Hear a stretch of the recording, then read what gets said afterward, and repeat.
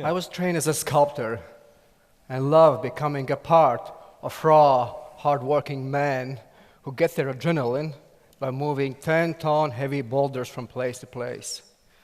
It is a proud tribe of men and women who bear scars left from droplets of molten iron while casting their pieces, but whose hands are sensitive enough to make a butterfly. Well, 200-kilo iron butterfly, of course. I know how it is to reach ecstasy by looking at the world reflected in the mirror surface of the metal I just polished. At some point, in creating flowy shapes, I was just about to surpass the Mother Nature itself. But as often happens in such pivotal moments, I started to wonder, where am I? What's next? What story my beautiful shape tells? And this is a question not easy to answer, and I couldn't. So at the age of 30, I put my tools in a box, and I quit. It took several winters before I was ready to make the next step. But at first, I had to admit to myself that from now on, little, joyful, colorful, tiny figurines will be my messengers. So I filled my studio with spray cans of salad green, pink, and yellow, and started to cast plastic toys. This is the barbecue, an ocean battle-hardened octopus with 5 remaining legs, an angry crab, an unexploded charge from the Second World War, and the bankrupt businessman. They're having barbecue. But the businessman is so bankrupt that he even doesn't have a sausage to put on a stick. So he's just pretending to cook a meal. At the entrance to the Valmier City State Gymnasium, 2 friends are permanently seated, the moon and the mole. The mole, as we know, lives under the ground and has never seen the stars. But he has a good friend, the moon. So once in a while, moon comes down the sky. They sit on a bench, they chat, and the moon tells the little mole everything he knows about stars and galaxies, while little blind mole is staring up into the sky, trying to imagine what our universe is consisting of. Although I had so much fun in creating these compositions, something crucial remained untold. I felt that some frequency of sadness or loneliness are weaved in just about every of my creations. So I felt that I am at the doorstep of some unknown, unexplored territory, and by spraying all shades of pinks and purples, I was trying hard not to open these doors. So, as often happens in such gut-wrenching process of creating new ideas, I jump on a bike and go for a ride. This is a common way of just freeing your mind from daily noises. But on one such moment, my ritual suffered major difficulties. Still having this macho attitude that I can bike on just about any surface, I found myself pushing a bike deep in a forest after a few days of heavy snowfall, and it was January. Somewhat surprised and tired, I stood on a hilltop and was observing the winter joys others were having. This is Biterneke Forest on the outskirts of Riga city. My home and my school was located nearby, and I had been coming there throughout my childhood to go down with skis and sledges. And this spot is one of the best because it is shaped like a ball, and you could go down a hill from many directions. Nothing has changed there since my childhood, except for one thing. On the left side of the image, you see a concrete sign erected. It marks the spot where, in 1941, mass killings were taking place. By that time, Nazi forces had occupied Latvia, and the Jewish population was being completely exterminated. It is estimated that in this place, around 35,000 people had been killed. But there are no bodies or bones in the ground. Upon retreat, bodies were dug up, and with the help of many tons of gasoline, their remains were burned. Somehow, the thin ice I was standing on shattered, and I fell to into immense dark waters of our human behavior. I started to wonder, how is it possible that after 2,000 years of Christianity, after all the beautiful churches have been built, after all the greatest symphonies have been played, how is it possible that we, the European civilization, send few million to die in Siberia, kill few million, and then dissolve their remains through chimneys? Who are we? What forces slumber inside of us? How radically may we change if thrown into new conditions? What will happen if we are confronted with all our fears? So thinking on how to translate these thoughts into an artwork, I came across a story of Herbert Cukurs. Born and raised in Latvia, he became as one of the most celebrated sons of our nation before the war. He wrote his name in the history of aviation by flying solo plane of his own design to Gambia in Central Africa and to Japan in 1930s. I guess he could have not predicted what decisions he would have to make during the war, but from being an explorer, an inventor, he became a member of Allies team, which was sort of local Gestapo during a Nazi occupation.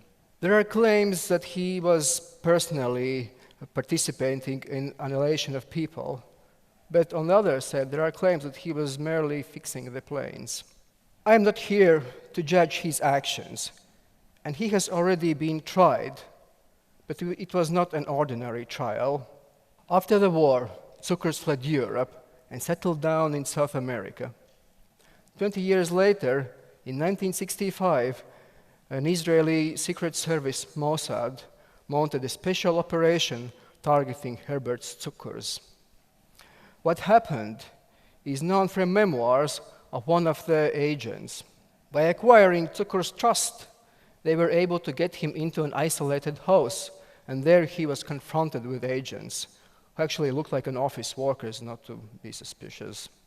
Let me speak, were his last words before he was struck by a hammer. And the commandos were dressed in underwear only, so they would not get stains of blood on their clothes. After exhibiting this work and other work related to our recent past, I started to receive direct and indirect threats. I was warned that I may get some flying stones in the windows of my home. I was asked to remove my work from an exhibition. But mostly these comments were just anonymous commentaries on the internet.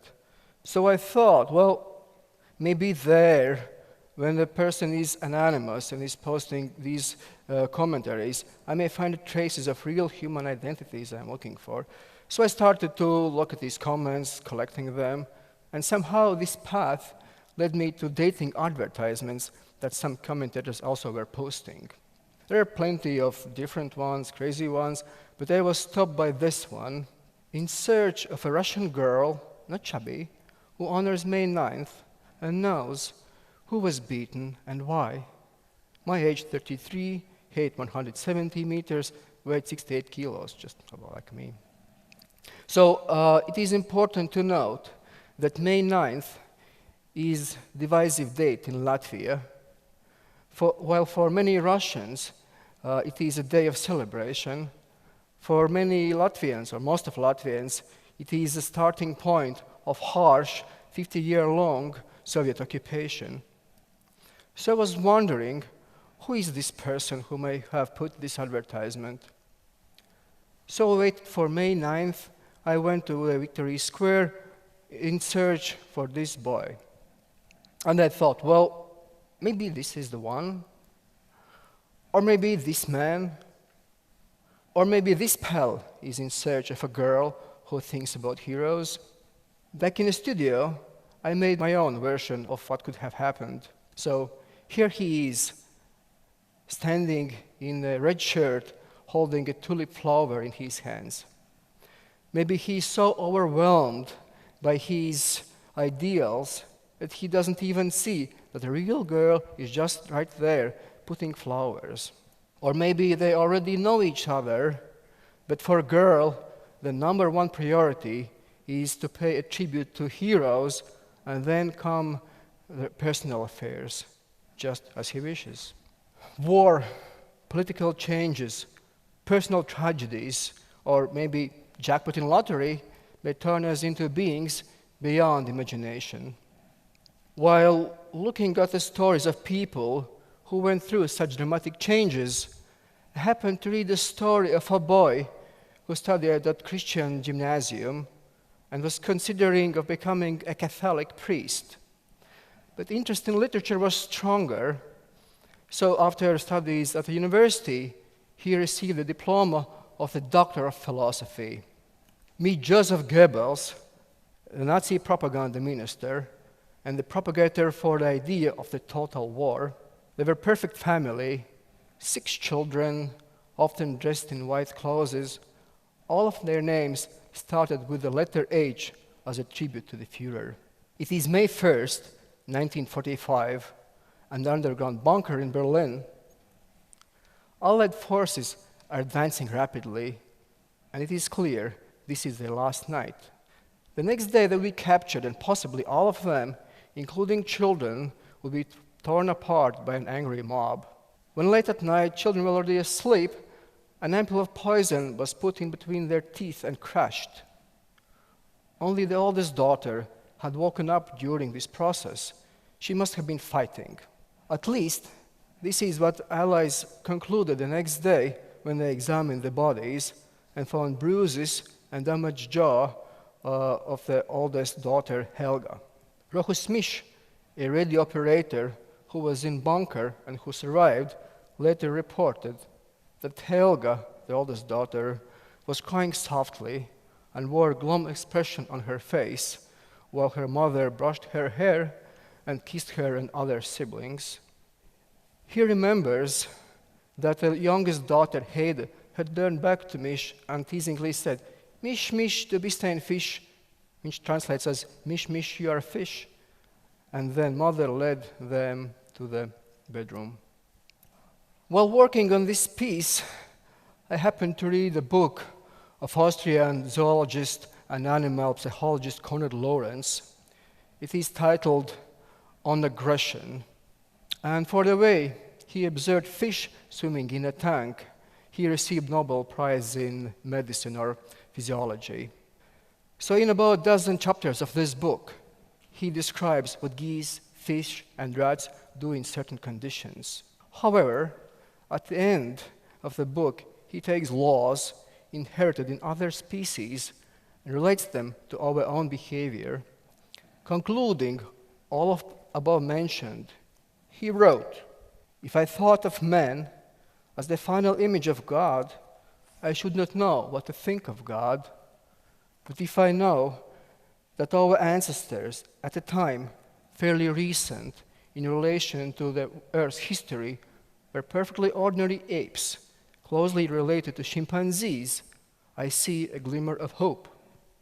I believe in greater awe of creation," he wrote, "and its infinite possibilities, that the long-sought missing link between animals and really human being is ourselves.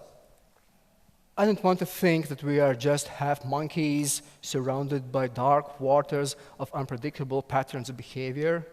Although we have a tendency to occasionally flatten cities, we also have a passion to meticulously and slowly restore books page by page.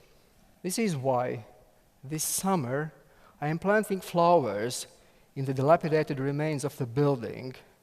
This is my type of prayer, or more precisely, my input into creation of human being, maybe 100 generations from now, who will possess tools that contain our tendency to burn things and beings and places that can actually make us happy after all. Thank you.